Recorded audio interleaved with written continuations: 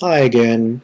So I got a comment today from a new subscriber, Adrotsin. Sorry, not really sure how to pronounce your screen name.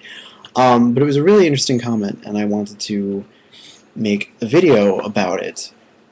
Basically, he asked, he's been reading tarot for a few years, and he only uses really Rider-Waite, and he basically said he's looking to do something different and is possibly interested in working with the Thoth tarot. And well, let me just pull up his thing. He asks if it's really as complicated to read as people say. It's sort of a stigmatized deck, which I thought was interesting. Um, and basically, why do I pick that deck as opposed to any other? And is it important to have a special kind of deck? Well, I think my feeling on it is, personally, I don't get much from the Rider-Waite either. I don't think it is. It doesn't speak to me in any way. And I think the first thing you have to do as a tarot reader is find the deck that speaks to you clearest. Um, I also think that the intent on the part of each deck's creator um, is wildly different. Arthur Edward Waite, when he was making his tarot deck, basically said, look, and he basically says it in his pictorial key to the tarot, which he wrote in response to this deck. He says, look, y'all aren't going to get all this symbolism, and so I'm not even going to try. But I'm going to give you this deck so that you can say that you use tarot.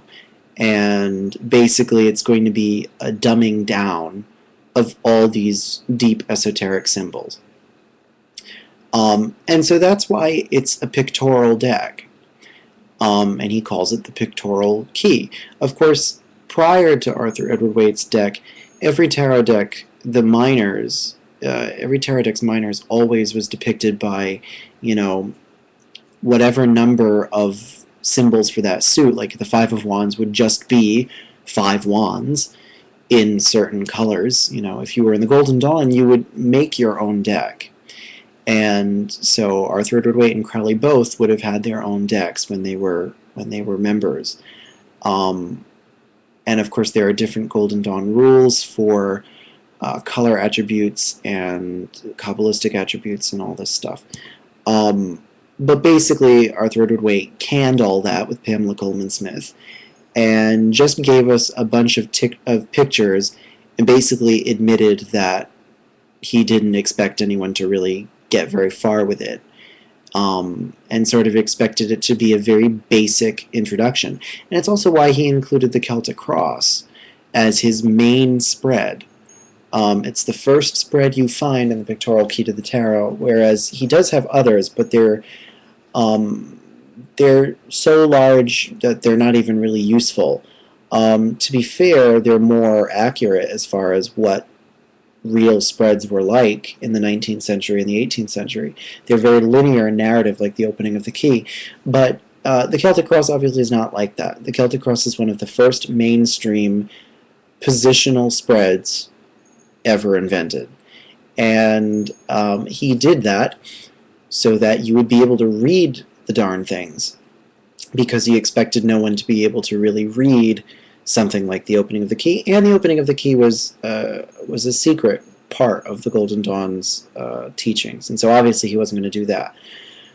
Now, Aleister Crowley, on the other hand, when he made his deck, he made it more in response to his prophecies on the new Aeon, and the so-called revelation of Thelema, which he is the so-called prophet of. And I say so-called because I still can't really make up my mind on Thelema, to be honest. I think Thelema has a lot of strong tenets, and I think some of it is just absurd. But that's just my opinion, and anyone could say that about any religion. So, but for the most part, I do think it has a lot of strong, important things to say. And one of the things about Thelema is that it simultaneously has a very egalitarian and very elitist mode of thinking. I think it is very naturally elitist, because if you read any, there are many parts of the Book of the Law, the big sort of Bible of Thelema that Crowley channeled in Egypt in 1904. There are many parts of it that sort of condemn the weak and say that it's all right to stamp out the weak, and the law of survival of the fittest is sort of divine right. And so it has a very almost violent despisal of the weak and the effeminate, and sort of rallies us to be very strong, hot-blooded people. Now, with that, though, comes the famous saying, every man and every woman is a star. And so the idea is that everyone is inherently equal. Everyone at their core is a star, and everyone is a pure representation of Godhead at their deepest level. But some people are closer connected to that than others, and that's sort of how we get hierarchy. That if you understand that your action, your egotistical action, is an expression of your divine self, then it's okay if it supposedly crushes other people. And it also very much stems off of Nietzsche's philosophy that, coddling people keeps them thinking that it's okay to be weak. Things like sympathy and pity are not good, and you have to sort of enforce rigor and authority and fear, almost, and violence against people in order to get them to improve themselves and to wake them out of their slumber. So Thelema sort of very carefully balances between aggression and just respect of people. If you really respected the inherent divinity of someone, you wouldn't coddle them. I think coddling is a really good word for it. So with that in mind, when Alistair made his deck, it not only embodied the entire Thelemic philosophy, but it also was made with the expectation that everyone was going to be able to access these symbols. To an extent, he didn't necessarily believe, like Rider-Waite, he didn't necessarily believe that everyone was going to, but I think he believed that everyone should have the opportunity to try. And I think that therein lies the difference. I think the fact that Aleister Crowley maintained a lot of the esotericism and deep occult symbolism, images, colors of that deck, it's a much more potent deck. It's far more powerful and will get you far more profound and life-changing readings. Whereas the Rider-Waite deck really just gives you a series of events, at least in my opinion. The Rider-Waite rarely has given me a reading that is particularly profound. And readings by people who use that deck that I've seen either on here or in person, they aren't particularly deep or spiritual or counseling. They're very much like a laundry list of events, and telling you what you've done, what you're doing, and what you're going to be doing in a very chronological way. But they don't really necessarily get into the real spirituality and prayerfulness of doing a tarot reading. And I do think that tarot as a form of divination, Iamblichus in the 3rd century is writing that divination is the act of communion with a god, whereby the god actually enters the body of the diviner, and the diviner therefore sort of experiences this great ecstasy and soul cleansing and blah, blah, blah, blah, blah. And so divination is not supposed to just be la-di-da, past, present, future. Divination is work, and it's supposed to be a plunging into your other selves and sort of an attempt to figure out your multifaceted self, and to help do that with others too, and see how that is reflecting into their current situation. every situation is a manifestation of something going on in here. I firmly believe that. And I think the Crowley deck recognizes that. The Crowley deck operates more on energies and less on event-based stuff. And so it's easier to read that deck on a multiple string of levels. Whereas the Rider-Waite, it's very easy to just read each card in a block. And so I have constantly tried to find ways of destroying that block through various reading methods, namely my scientific way of reading the cards and all that stuff. My first video talks a lot about that, and trying to break us out of that stream of doing things. So the other thing about Crowley's deck is that in the Book of Thoth, Crowley's only divinatory method was the opening of the key. And that's really interesting to me. Crowley was not ashamed of revealing secrets and occult workings, and did it with the expectation that, again, not everyone would get it, but that people should have access to it, for better or worse. And so I prefer the vibe to the Thoth Tarot. It makes me feel like a more empowered individual who can use tarot to make decisions that are empowering. And when I read it for others, it's the same sort of deal. Whereas the Rider-Waite, I don't get that from it. Now, at the same time, you mentioned it's stigmatized and it's also very complex.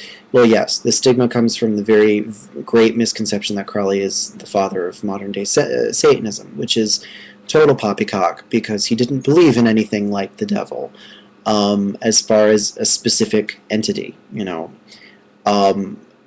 and it's very true. The devil doesn't exist. The devil is you and I, and we create our own devils, and that's the unfortunate reality. So ignore that. It's sort of pointless.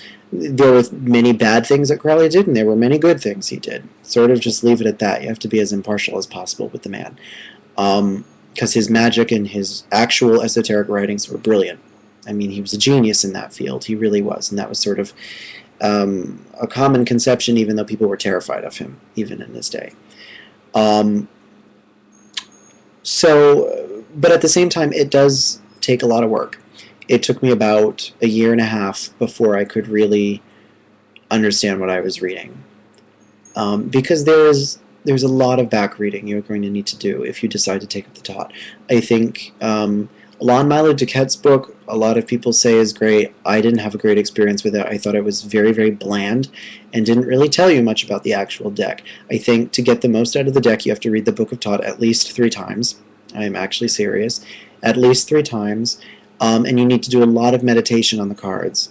A lot of just sitting and thinking about them. Thinking about why they are designed the way they are, why certain colors are chosen, why he says certain things about them. And then you need to go and read his other material too, primarily the Book of the Law, Liber 418. The Vision and the Voice is very important.